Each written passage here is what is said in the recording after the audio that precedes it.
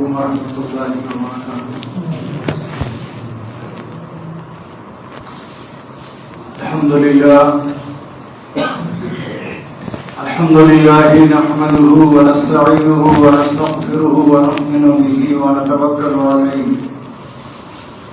ونعوذ باللہ من شرور انفسنا ومن سیئات اعمالنا من يهده الله فلا مضل له ومن يضلل فلا هادي له ونشهد أن لا إله إلا الله وحده لا شريك له ونشهد أن سيدنا وشفيعنا ومولانا محمدا عبده ورسوله أرسله بالحق بشيرا ونذيرا وصلى الله تعالى على خير خلقه محمد وعلى آله وأصحابه وأزواجه وذرياته وأهل بيته وسلم تسليما كثيرا كثيرا أما بعد قال الله تبارك وتعالى في القرآن المجيد والفرقان الحميد فأعوذ بالله من الشيطان الرجيم بسم الله الرحمن الرحيم يا أيها الذين آمنوا لا تلهكم أموالكم ولا أولادكم عن ذكر الله ومن يفعل ذلك فأولئك هم الخاسرون صدق الله العظيم وبلغنا رسوله النبي الكريم ونحن على ذلك لمن الشاكرين والشاهدين والحمد لله رب العالمين۔ میرے محترم بزرگوں اور اچھے نوجوان ساتھیوں، گزشتہ جمعے کو میں نے اس موضوع پر گفتگو کیا تھا کہ اسلام نے عورت کو جو حق دیا ہے، عورت کو جو عزت دی ہے، دنیا کے کسی مذہب نے عورت کو وہ مقام، وہ عزت، وہ سرفرازی نہیں دی ہے۔ آج میری گفتگو کا موضوع ہے پرسکون گھریلو زندگی کا راز کیا ہے۔ اس سبجیکٹ کو قرآن میں بھی اللہ نے ذکر کیا ہے اور اللہ کے نبی کی سیرت اور آپ کی زندگی میں بھی اس کا ذکر ہے۔ آج ہم نے جو سب سے بڑی چیز کھوئی ہے وہ اطمینان، سکون کھویا ہے۔ آج انسانوں کے پاس دولت پچھلے دور کے مقابلے میں زیادہ ہے۔ آج انسانوں کے مکانات پچھلے دور کے مکانات سے اچھے ہیں۔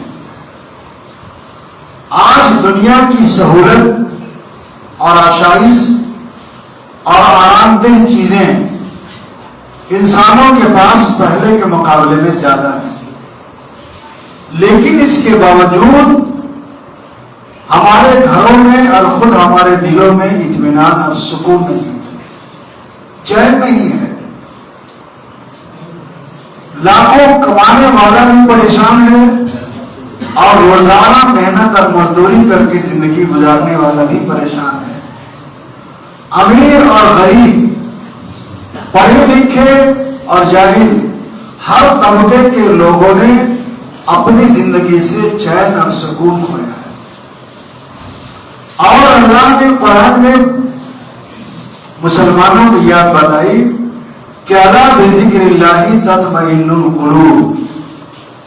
اے محمد رسول اللہ صلی اللہ علیہ وسلم کی امت کے لوگوں، چین اور سکون دولت میں نہیں ہے، عیش و آرام کی چیزوں میں نہیں ہے، نرم بستروں میں نہیں ہے، ایئر کنڈیشن مکانوں میں نہیں ہے۔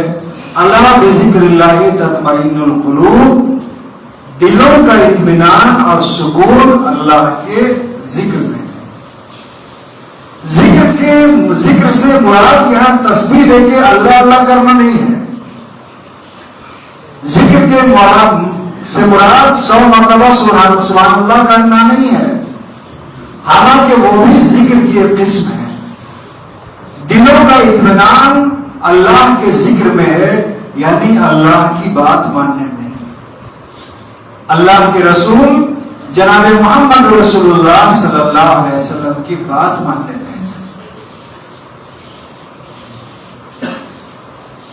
ایک صحابی نے آقا سے پوچھا کہ سب سے امیر ترین آدمی کون ہے؟ اب سننے والے اپنے اپنے ذہن سے سمجھ رہے تھے کہ پتہ نہیں حضور اس کا کیا جواب دیں گے. آپ نے کہا کہ جس کی اولاد نیک ہو، جس کی بیوی نیک ہو، اور جس کو ذکر کرنے والی زبان مل جائے، شکر کرنے والا دل مل جائے، فقط اوتیہ خیرن کثیرہ، تو اس کو دنیا کی بہت بڑی دولت مل گئی. آج تو دلوں میں اطمینان اور سکون اس لیے نہیں ہے کہ ہر آدمی چاہ رہا ہے کہ اپنے خاندان، اپنے محلے اور اپنے شہر کا سب سے امیر ترین آدمی جلد سے جلد ہم ہی بن جائے. نیک اولاد کیسے ہو اور اولاد نیک کیسے بنتی ہے؟ نیک بیوی کہاں ملتی ہے اور کیسے ملتی ہے، اور نیک بیوی کی شرائط کیا ہے؟ اچھی بیوی ہم تلاش کرتے ہیں، اور اچھی بیوی کیا ہے؟ گوری گاڑی ہو، آنکھیں بڑی بڑی ہو، ناک کھڑی ہو، خوبصورت دانت ہو، قد کاٹھی صحیح ہو، یہ اچھی بیوی ہے. دیکھیں، جو چیز ہمارے یہاں اچھی ہے یہ ضروری نہیں ہے کہ اللہ کے رسول کے نزدیک بھی وہ اچھی ہو. خود قرآن میں اللہ نے کہا ہے کہ ہو سکتا ہے عسیٰ ان تحبوا شیئا وہو خیر لکم وعسیٰ ان تکرہوا شیئا وہو خیر لکم.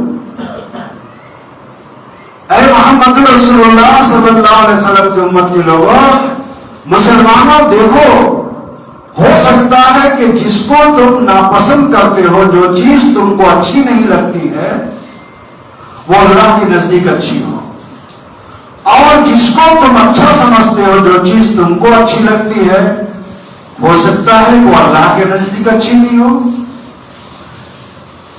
ظاہر ہے کہ صبح کی نماز میں اٹھنا کس کو اچھا لگتا ہے؟ اسی لیے تو ظہر کی نماز میں نمازیوں کی جتنی تعداد رہتی ہے، عصر اور مغرب میں جتنی رہتی ہے، عشاء میں جتنی رہتی ہے، فجر میں نہیں رہتی ہے. تو نیند توڑ کر کے، عیش و آرام کو چھوڑ کر کے صبح کی نماز جماعت کے ساتھ پڑھنا یا وقت کے اندر پڑھنا، عورتیں گھر میں ہیں تو وقت کے اندر ان کو نماز پڑھنا ہے، تو بستر سے نکل کر کے نیند کو قربان کر کے نماز کے لیے اٹھ جانا، یہ ہمارے دل کو اچھا نہیں لگتا ہے، ہم کو برا لگتا ہے، ہمارا شوق نہیں ہے. لیکن اللہ کو صبح کی نماز میں اٹھنا اچھا لگتا ہے. حلال کی کمائی میں بہت زیادہ آمدنی نہیں ہو رہی ہے، لیکن تھوڑا سا حرام کا رخ اختیار کر لیں، دھڑا دھڑ آمدنی ہوگی، ہم کو اچھا لگتا ہے. لیکن اللہ کو، اللہ کے رسول کو اچھا نہیں لگتا ہے. باپ نے جائیداد چھوڑ کر کے انتقال کیا، بہنوں کو حق دینا ہم کو اچھا نہیں لگتا ہے، لیکن اللہ کو، اللہ کے رسول کو اچھا لگتا ہے. ہم چاہتے ہیں کہ بہن کو حق دیں گے تو کم ہو جائے گا، بھائیوں میں اپنی جائیداد نہیں رہے گی تو بہنوں کو اس کا حق نہیں دو. تو جس کو اللہ نے جائیداد میں ماں باپ کے انتقال کے بعد حق دیا ہے، ہم ان کو حق دینا اچھا نہیں سمجھتے، لیکن اللہ کو اچھا لگتا ہے، اللہ کے رسول کو اچھا لگتا ہے. تو اچھائی اور برائی کا معیار ہماری پسند نہیں ہے. اچھائی اور برائی کا معیار اللہ اور اللہ کے رسول ہے. جھوٹ بولنا ہم کو اچھا لگتا ہے، دھوکہ دینا ہم کو اچھا لگتا ہے، غیبت کرنا ہم کو اچھا لگتا ہے، چغلی کرنا ہم کو اچھا لگتا ہے. ایک بات کو 100 بات کے ساتھ لگا کر کے دوسرے کو بیان کرنا ہم کو اچھا لگتا ہے، لیکن اللہ کو، اللہ کے رسول کو اچھا نہیں لگتا ہے. وہ چھوٹی چھوٹی باتیں جو ہمارے یہاں معمولی درجے کی سمجھی جاتی ہے، اور معمولی درجہ سمجھنے کے ساتھ ساتھ سب سے بڑا ظلم یہ ہے کہ نماز چھوڑنے کو گناہ سمجھا جاتا ہے. نماز چھوڑنے کو گناہ سمجھا جاتا ہے، سمجھنا چاہیے. روزہ نہ رکھنے کو گناہ سمجھا جاتا ہے. اسی طریقے سے فرض کو چھوڑنا گناہ سمجھا جاتا ہے. حتیٰ کہ کوئی آدمی مسجد کے اندر جوتا پہن کر کے آ جائے، مسجد تو دور کی بات ہے، وضو خانے کے اندر جوتا پہن کر کے آدمی چل جاتا ہے، آدمی منع کرتا ہے، ارے بھائی وضو خانہ ہے، جوتا اتریے. حتیٰ کہ قبرستان میں اتنا ادب اور احترام کہ مٹی دینے کے لیے دور قبر میں جانا ہے، بیچ میں جانا ہے، اور راستے ہی سے لوگ جوتا کھول کر کے جا رہے ہیں. حالانکہ جوتا کھول کر کے قبرستان میں داخل ہونا ایسی کوئی حدیث نہیں ہے. قبر ہے، قبر ہے، قبر ہے، قبر ہے. تو جو راستہ بنا ہوا ہے وہ بھی تو قبر تھا. قبرستان کی کوئی جگہ ایسی نہیں ہے جو قبر نہیں ہو. ہاں جو قبر ابھری ہوئی ہے، جس کی نشانی ظاہر ہو رہی ہے، اس پر پاؤں نہیں لگنا ہے. یہ احترام ہمارے یہاں ہے، جس احترام کو شریعت نے بہت زیادہ خصوصیت نہیں دی ہے، لیکن جس کی بہت زیادہ اہمیت ہے، اس کی کوئی پرواہ نہیں. جیسے اللہ کے رسول نے کہا کہ الغیبۃ اشد من الزنا، الغیبۃ اشد من الزنا، غیبت کرنا، چغلی کرنا، کسی کی بات کو دوسروں تک پہنچانا، الغیبت، غیبت جانتے ہیں؟ الغیبۃ اشد من الزنا، یہ اللہ کے رسول کی حدیث ہے کہ غیبت زنا سے بڑا گناہ ہے. لیکن ہماری گھریلو زندگی میں دیکھیے کہ ایک بھائی کی بیوی دوسرے بھائی کی بیوی کے ساتھ غیبت کر رہی ہے، دوسرے بھائی کی بیوی کے بارے میں. دو پتنی مل کر کے ساس کی غیبت کر رہی ہے، دو پتنی مل کر کے نند کی غیبت کر رہی ہے، سسر کی غیبت کر رہی ہے. دو بھائی مل کر کے تیسرے اس بھائی کی غیبت کر رہے ہیں جس سے ان کی بنتی نہیں ہے. اور یہ اتنا عام ہے کہ جس کو شمار نہیں کیا جا سکتا ہے، لیکن معاشرے میں اس کو عیب اور گناہ نہیں سمجھا جاتا. اور جب یہ راز کھلتا ہے کہ یہ بات فلاں نے اس کو کہی تھی یا کہا تھا، تو آپس میں اختلاف ہوتا ہے، پوچھا پوچھی ہوتی ہے، قسم اٹھانی ہوتی ہے، اور غیبت کر کے لوگ جھٹلاتے ہیں. یہ وہ گناہ ہیں جنہوں نے گھریلو زندگی سے چین اور سکون کو کھو دیا ہے. میں نے پچھلے دفعہ بتایا تھا کہ نیک اولاد اور خاص طور پر بیٹے کی چاہت ہر مسلمان کے دل میں ہوتی ہے، یہ بری چیز نہیں ہے. نبیوں نے اللہ سے بیٹا مانگا ہے، ربی حبلی من لدنک ولییا یرثنی ویرث من آل یعقوب واجعلہ نبیا. اے اللہ اپنے پاس سے مجھے ایک بیٹا دے دے جو میری نبوت کے مشن کو، دین کی تعلیم کو اور دعوت کو میرے بعد آگے لے کر کے بڑھے. اللہ نے نبی کی اس دعا کو قبول کیا، اور عمر گزرنے کے بعد اولاد نہیں ہو رہی تھی تو اللہ نے نبی کی دعا پر اس کو بیٹا عطا کیا، اولاد عطا کیا.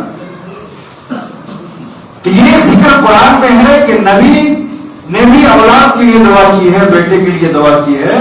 تو بیٹے کے لیے دعا کرنا یا بیٹا اللہ سے مانگنا یہ کوئی بری چیز نہیں ہے.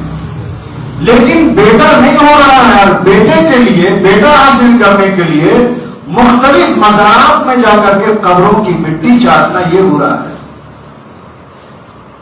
اللہ کے ولیوں سے بیٹا مانگنا یہ برا ہے. اللہ کے ولیوں سے اولاد مانگنا یہ برا ہے. اللہ کے ولیوں سے بیماری سے صحت مانگنا یہ برا ہے. غربت کو دور کر کے دولت سے نواز دینا یہ اللہ کے ولیوں سے مانگنا یہ برا ہے. اس لیے کہ جو چیز جس کے پاس ہے اسی سے مانگی جائے گی، اور ہم اسی سے مانگتے ہیں. دکان میں، ہوٹل میں ہم وہی چیز مانگتے ہیں جو ہوٹل میں ہے. اب چائے کی دکان میں، پان کی دکان میں ہم پارٹس تلاش کریں گے کہ بھائی اسکوٹی کا فلاں پارٹس دے دو، گھڑی کا سارا سامان دے دو. ظاہر ہے کہ آپ جانتے ہیں کہ چائے کی دکان میں چائے ملے گی، پان کی دکان میں پان ملے گا اور دوسری چیزیں ملیں گی. تو جو چیز جس کے پاس ہے اور وہ دینے کے قابل ہے وہی اس سے مانگا جاتا ہے اور وہی دینے کے قابل ہوتا ہے.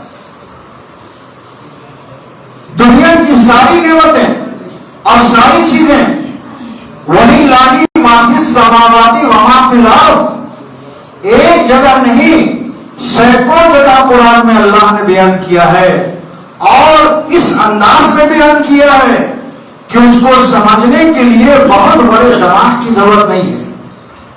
قرآن تو تمام مسلمانوں کے لیے نازل کیا گیا نا، تمام مسلمانوں کے لیے اور تمام انسانوں کے لیے ہدایت کی کتاب ہے.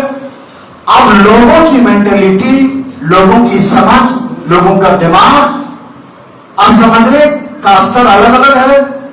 تو جو سب سے نچلا استر ہو سکتا تھا اللہ نے اس انداز پر بیان کیا ہے. جیسے مشرکوں نے کہا کہ اے محمد صلی اللہ علیہ وسلم، جس اللہ کی آپ دعوت دیتے ہیں، جس اللہ کی طرف آپ بلاتے ہیں، جس اللہ کی عبادت کی آپ بات کرتے ہیں، وہ اللہ کون ہے؟ وہ اللہ کتنے ہیں؟ اس کے ماں باپ کون ہیں؟ یہ سوال ایک انسان محمد رسول اللہ سے کر رہا ہے. اور یہ اس کا سوال نہیں ہے، بہت سارے لوگوں کے سوال ہو سکتے تھے. تو جواب قیامت تک کے لیے دیا گیا اور عام انسانوں کی سمجھ کے مطابق دیا گیا. جبرائیل سورہ اخلاص لے کر کے اترے اور کہا کہ قل هو اللہ احد، اے میرے محبوب سوال کرنے والوں کو بتائیے کہ جس اللہ کے بارے میں سوال کر رہے ہو کہ وہ کتنے اللہ ہیں، کتنے معبود ہیں، آپ ان کو بتائیے قل هو اللہ احد، وہ اللہ ایک ہے. وہ اللہ ایک ہے، دو نہیں ہے، تین نہیں ہے. اور اسلام کی سب سے بڑی خصوصیت یہ ہے کہ دنیا کے کسی مسلمان سے پوچھا جائے،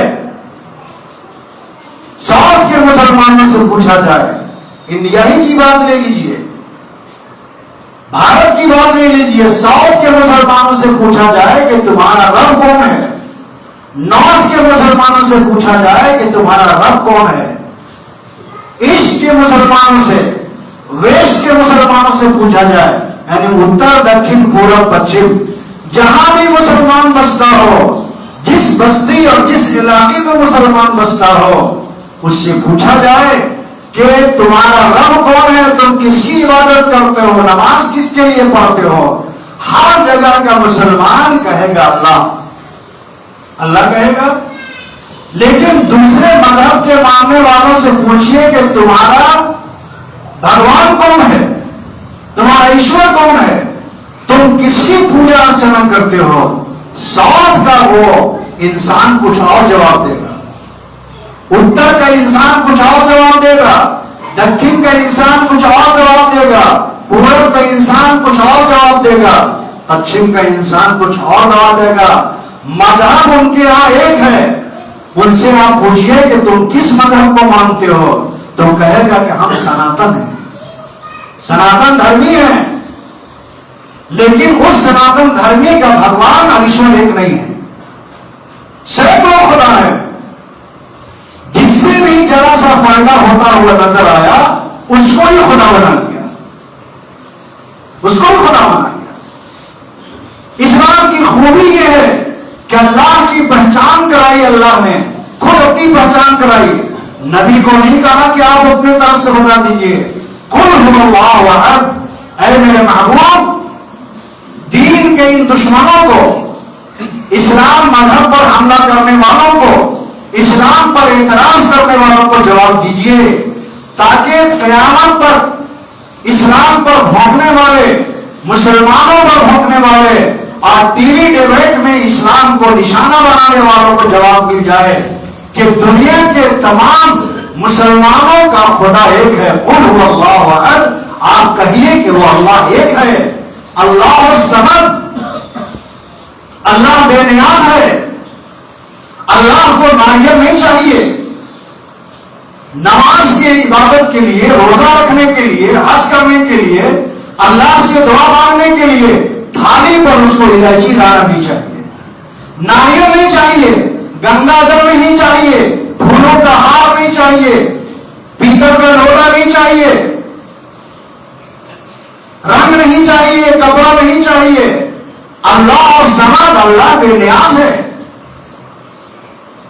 اس کو کسی چیز کی ضرورت نہیں ہے، لہذا ہم نماز پڑھتے ہیں تو اللہ کے رسول نے ایک کپڑے میں نماز پڑھی، پوری چادر لپیٹ لیا، دو کپڑے میں نماز پڑھی، کرتا ہے تہبند ہے، تین کپڑے میں نماز پڑھی، کرتا ہے، لنگی ہے، ٹوپی ہے، پگڑی ہے، ماما ہے۔ جب غربت کا دور تھا، مفلسی کا دور تھا صحابہ کا، تین کپڑا میسر نہیں تھا، لیکن نماز جو کپڑا میسر ہوا، حتیٰ کہ اللہ کے رسول نے کہا کہ اگر مسلمان اتنی غریبی میں جی رہا ہے، ایسی جگہ ہے کہ اگر کپڑا نہیں ہے بدن ڈھانپنے کے لیے تو وہ بغیر کپڑے کے نماز پڑھ سکتا ہے۔ وضو کے لیے پانی نہیں ہے، پانی تو ہے لیکن پانی کے استعمال پر قدرت نہیں ہے، طاقت نہیں ہے، پانی رہنے کے باوجود پانی حاصل نہیں کر سکتا ہے، مٹی سے تیمم کر کے نماز پڑھے، غرب و غبار سے تیمم کر کے نماز پڑھے۔ اللہ الصمد، اللہ بے نیاز ہے، اللہ اپنا پریچے کرا رہے ہیں کہ ہم کو کسی چیز کی ضرورت نہیں ہے کہ مسلمان عبادت کے لیے ناریل پھوڑے، مسلمان عبادت کے لیے الائچی دانہ بازار سے خرید کر کے لائے، ریوڑی خرید کر کے لائے۔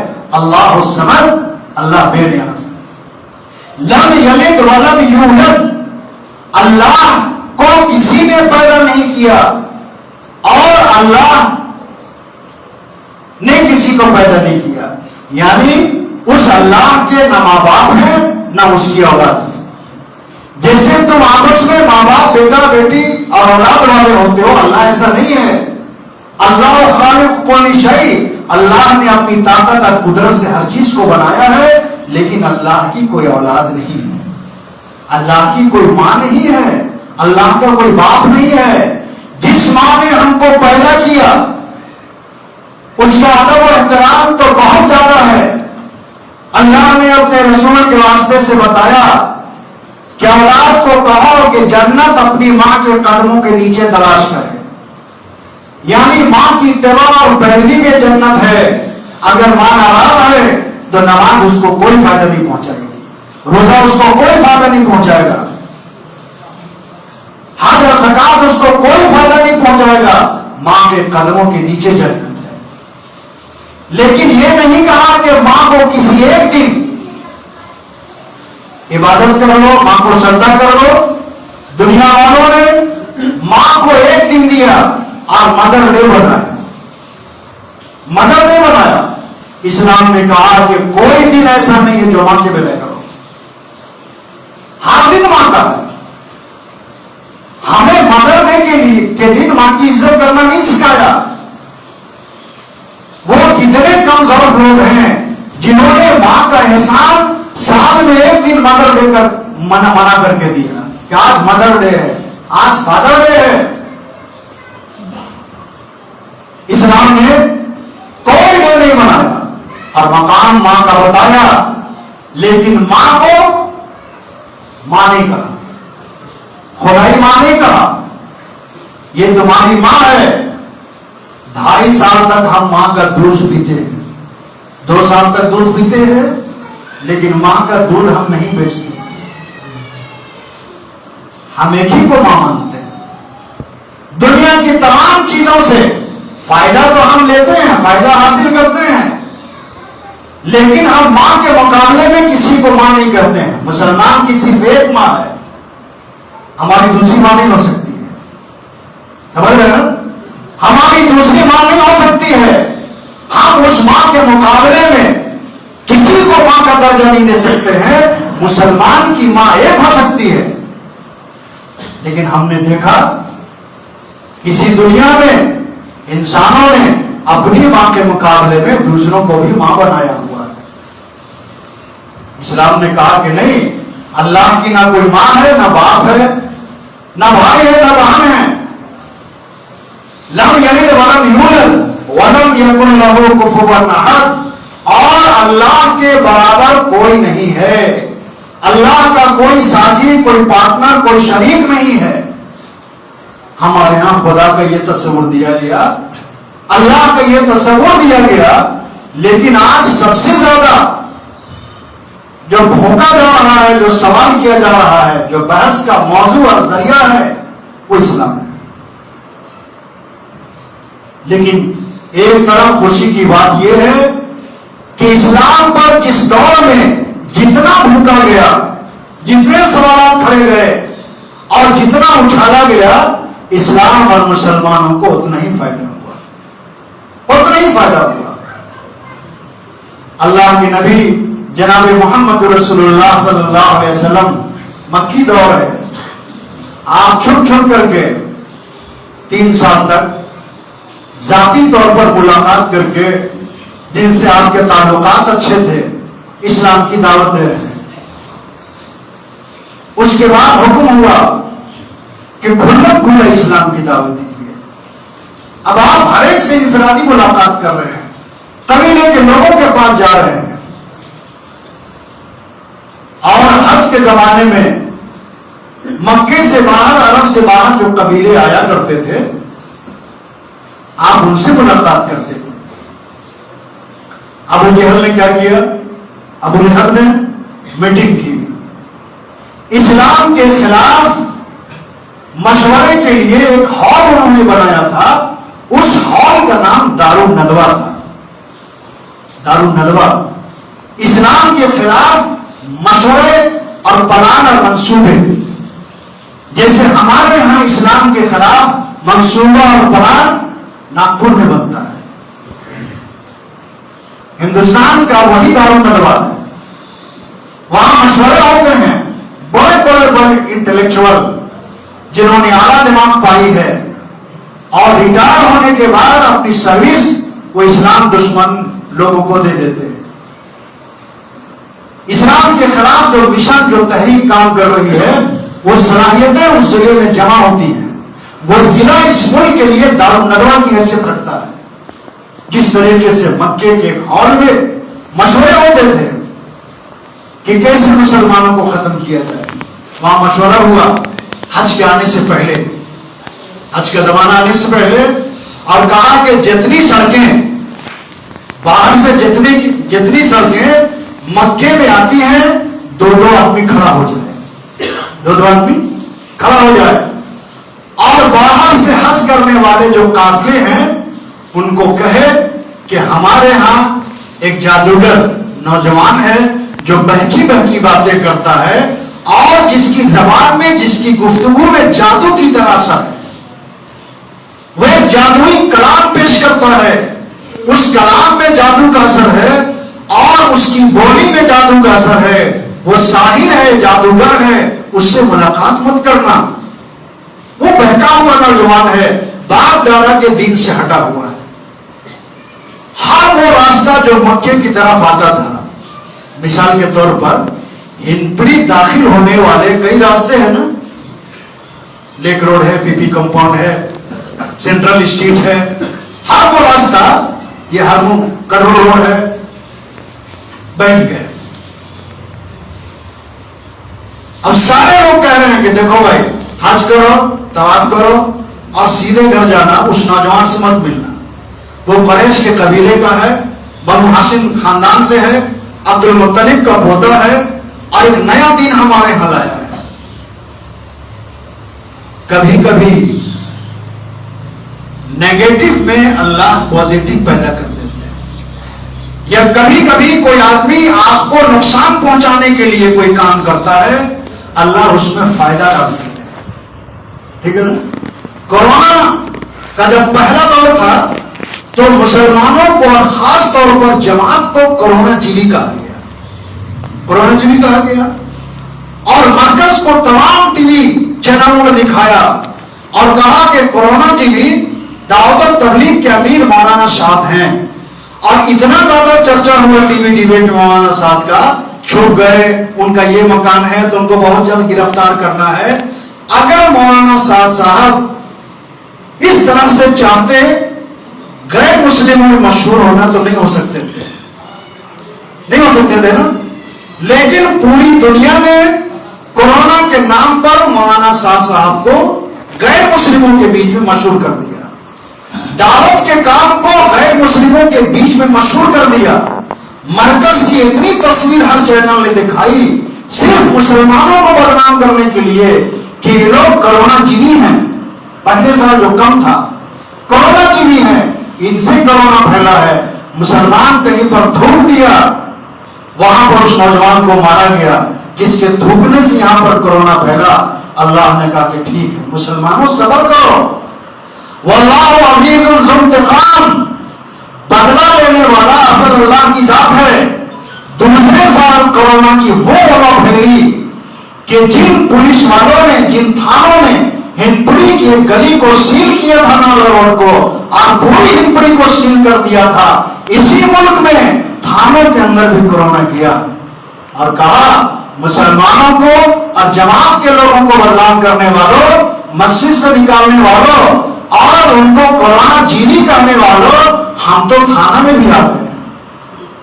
بڑے بڑے افسران، بڑے بڑے ڈاکٹر کورونا سے مر گئے، اچھے خاصے لوگ کورونا سے مر گئے، اور انہوں نے اپنے ماں باپ کے ساتھ معاملہ سلوک کیا کہ کورونا کے دور میں مسلمان بھی انتقال کیے، لیکن مسلمانوں نے نماز جنازہ پڑھے بغیر دفن نہیں کیا، نماز جنازہ پڑھے بغیر دفن نہیں کیا، کسی گڈھے میں نہیں ڈال دیا، لیکن آپ نے، ہم نے سب نے دیکھا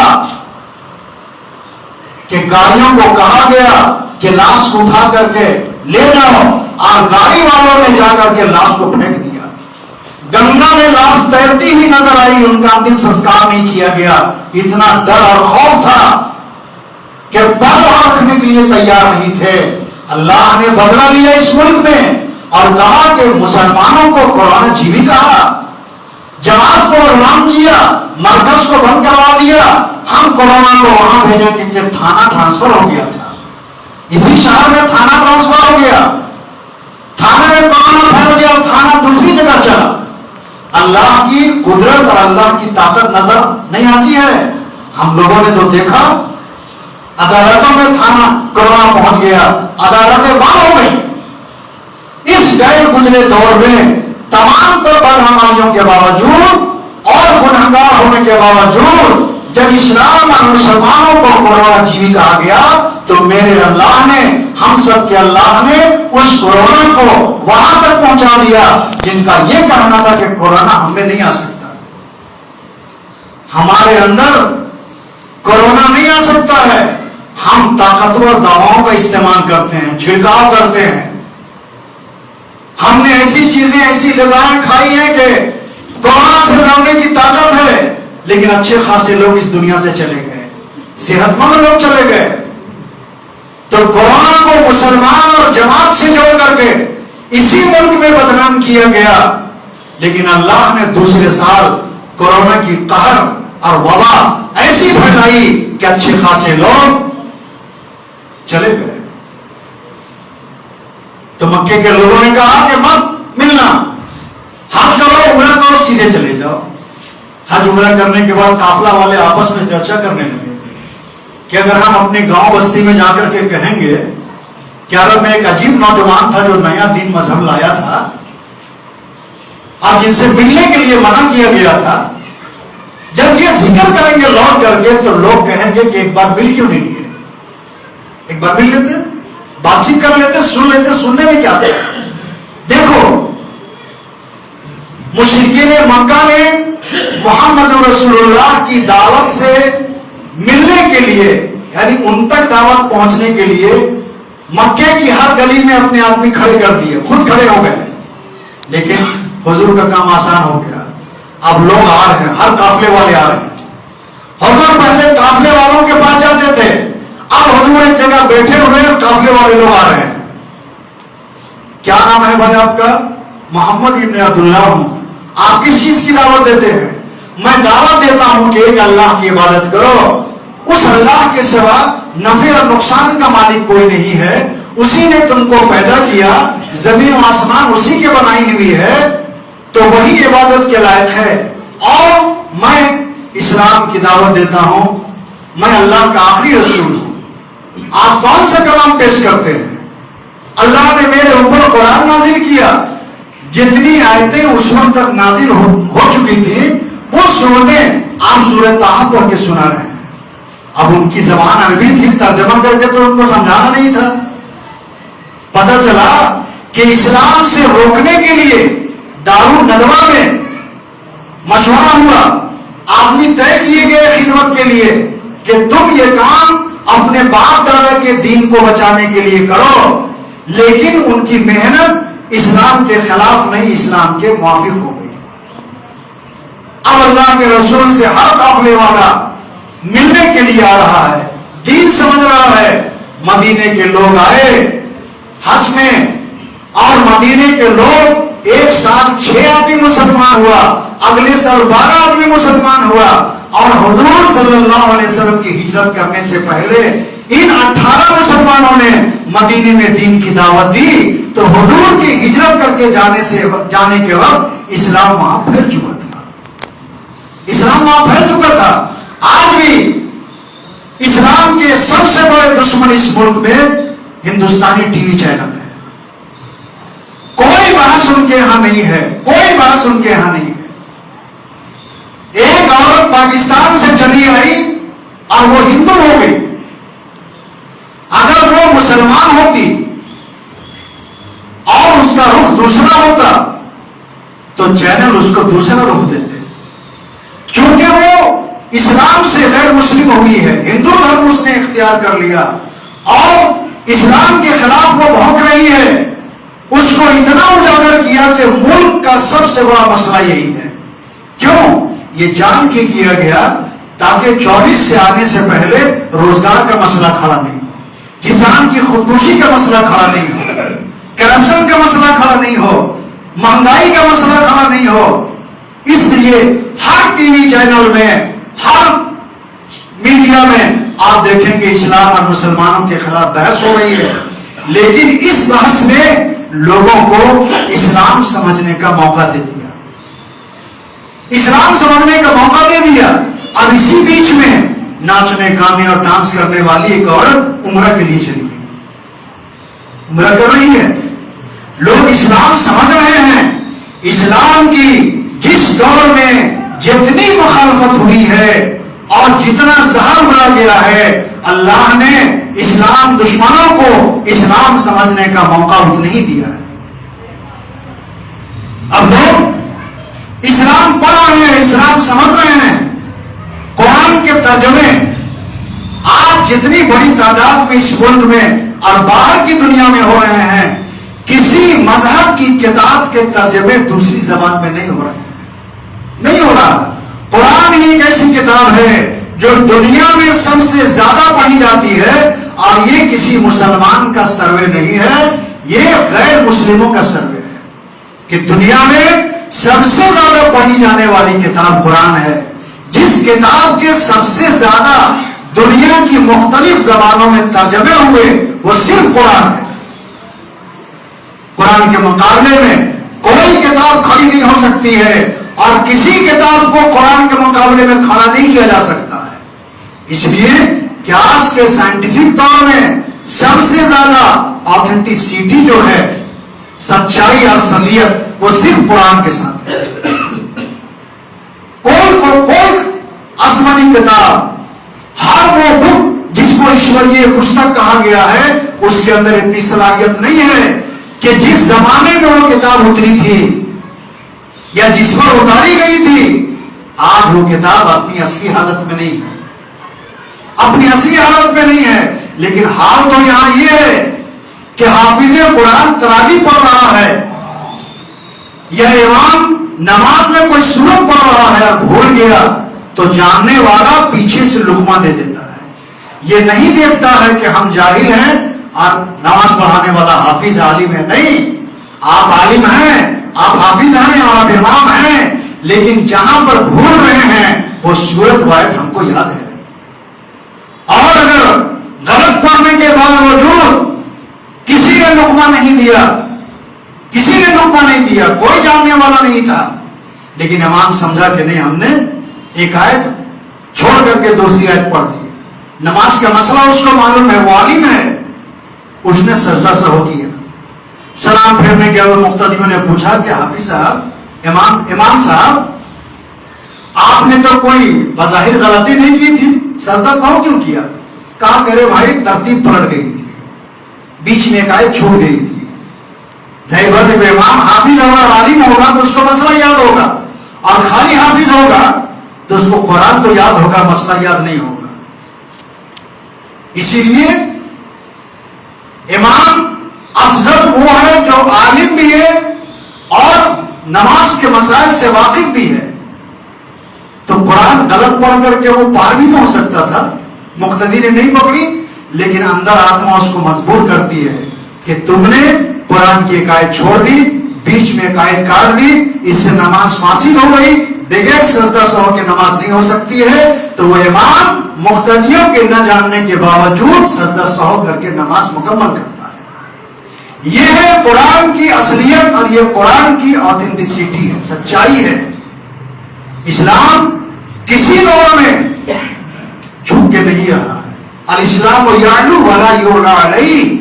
اللہ کے نبی کی حدیث ہے کہ اسلام غالب ہوتا ہے، وہ مغلوب نہیں ہوتا ہے. اسلام سپیریئر ہوتا ہے. اسلام کو اسلامی تعلیمات کے اعتبار سے کوئی ہرا نہیں سکتا ہے، کوئی ہرا نہیں سکتا ہے. اور اس قرآن کو ماننے والے ہر دور میں اپنی کوتاہی اور عملی کمی بیشی کے باوجود دوسری قوموں سے ہمیشہ افضل اور اعلیٰ ہوئے. ٹھیک ہے نا؟ دیکھو قرآن کی تعلیم کا اثر، اسلام کو ماننے کا اثر. ہندپڑی میں ہم لوگ ہندپڑی مثال دیتے ہیں. ہندپڑی میں بہت سارے لوگ ایسے ہیں جو شراب پیتے ہیں. کوئی کھلم پیتا ہے، کوئی چھپ کے پیتا ہے، پیتا ضرور ہے. لیکن کوئی مسلمان اس بات کے لیے راضی نہیں ہوگا کہ ہندپڑی میں شراب کی دکان کھل جائے. راضی ہوگا؟ نہیں ہوگا. کوئی مسلمان تیار نہیں ہوگا. مسجد کے 100 کلومیٹر کے اندر شراب کی دکان اگر کھل جائے، حالانکہ وہ زمین کا مالک ہے، دکان کا مالک ہے، کاروبار کی آزادی بھی ہے، لیکن اس علاقے کا مسلمان برداشت نہیں کرے گا کہ مسجد کے آس پڑوس میں یا مسلم اکثریتی علاقے میں شراب کی دکان کھلے. نہیں برداشت کرے گا. اور ایسا ہوا کہ مین روڈ میں ڈیلی مارکیٹ کے پاس دکان کھلنے والی تھی، شراب کی دکان کھلنے والی تھی. وہ دکان بھی اس غیر مسلم کی تھی اور وہ مالک تھا.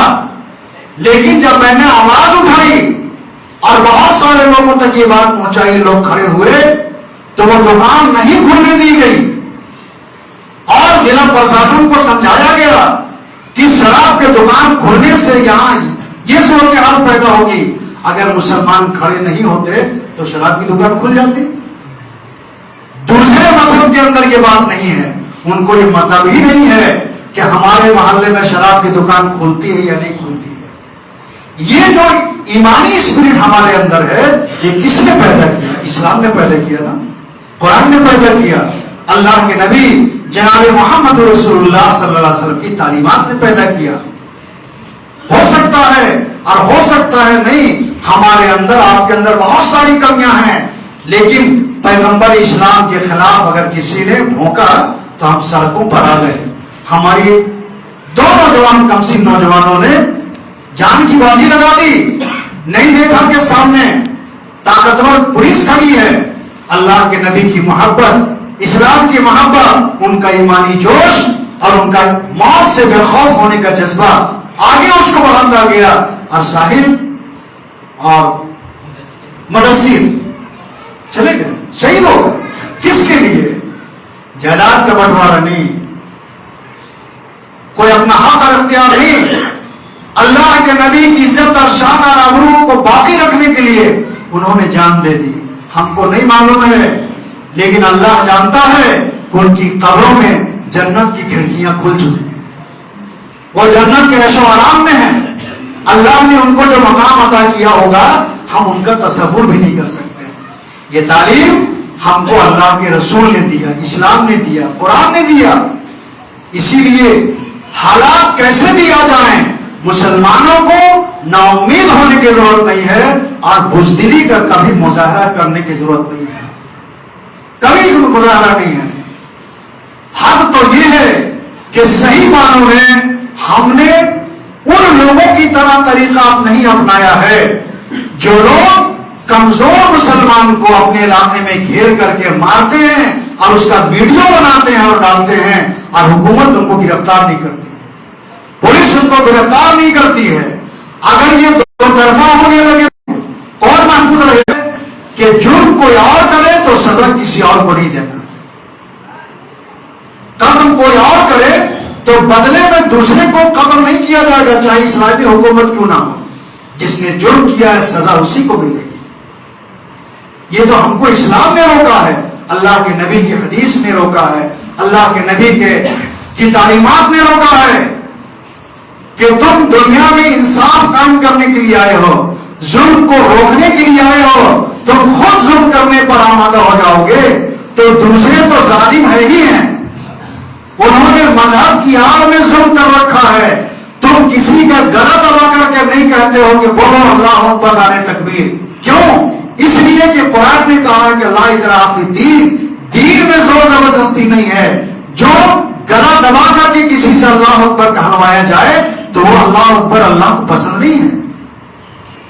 لیکن دوسرے لوگ کہہ رہے داڑھی ٹوپی دیکھ کر کے, تاں دیکھ کر کے اپنے لوگوں کا, اپنے بھگوانوں کا نام کہہ رہے ہیں کہ ہمارے بھگوان کا نام لو, یہ نعرہ لگاؤ, اس لیے کہ ان کے یہاں یہ عیب نہیں ہے, ان کا سماج اس پر لعنت ملامت نہیں کرتا ہے, پرشاسن اس پر گرفت نہیں کرتی ہے, قانون اور حکومت اس پر سخت نہیں ہے. لیکن ہم اس کا جواب اس طریقے سے نہیں دے سکتے ہیں کیونکہ ہمارے مذہب نے, ہمارے قرآن نے منع کیا ہے. ہم نے بار پروگرام میں کہتے ہیں کہ انسانی دوستی اور انسانی ہمدردی اگر دیکھنا ہو تو مسلمانوں کے محلوں میں جاؤ کہ عین فساد کے موقع پر ماحول گرم ہوتا ہے, اس موقع پر ہندپوری میں خونچا والا, ٹھیلا والا, پھچکا والا روزانہ 1000 روپے کما کے جاتا ہے. لیکن کبھی مسلمانوں نے کسی ٹھیلے والے کو غائب نہیں کیا ہے, ان کو نالے میں مار کے نہیں ڈالتا, اس کا ٹھیلا نہیں الٹا اور اس کو ویڈیو نہیں بنائی. دوسرے علاقوں میں پھلوں کے ٹھیلے الٹ دیے گئے اس لیے کہ مسلمان ہے اور کہا گیا کائنہ ہمارے محلے میں تم سامان بیچنے نہیں آؤ گے. لیکن ہندپوری کے اس ماحول میں, آزاد بستی میں غیر مسلم ٹیکا لگائے ہوا ہے اور ہر آدمی جانتا ہے کہ مسلمان نہیں ہے, لیکن 11 بجے رات تک ہمارے محلوں میں اور بالکل مسلم اکثریت علاقے میں وہ غیر مسلم اطمینان اور سکون کے ساتھ رات 11 بجے تک چھولا, پھچکا, ٹھیلا, چائے اور دوسری چیزیں آرام سے روزانہ کماتا ہے اور جاتا ہے. میڈیا اس کو نہیں دکھائے گی, میڈیا اس کو نہیں دکھائے گی, اس لیے کہ اس سے مسلمانوں کی خوبی ظاہر ہوگی. کیا ہم اس ماحول میں اور اس دور میں کوئی داڑھی ٹوپی والا چٹیا میں کاروبار کر سکتا ہے, مدرکم کے میں کاروبار کر سکتا ہے؟ نہیں, اس کا منع ہو جائے گا, وہ غائب ہو جائے گا, لوگ اس کو مار دیں گے. لیکن ہمارے اسلام نے ایسا نہیں سکھایا, ہمارے آقا نے ایسا نہیں سکھایا, قرآن نے ایسا نہیں سکھایا. یہی وجہ ہے کہ مسلمانوں کے اندر, اسلام کے اندر انسانیت دوستی جتنی ہے کسی مذہب میں نہیں ہے. اس کو اعلان کرنے کی ضرورت ہے اور ہم نے اس کو پریکٹیکل کر کے دکھایا ہے. ہمارے محلوں میں میڈیا والوں کو چیلنج ہے, میں کہتا ہوں کہ رات کے 11 بجے جا کر کے دیکھو, مسلمانوں کی رحم دلی دیکھو, انسانیت دوستی دیکھو مسلمانوں کو.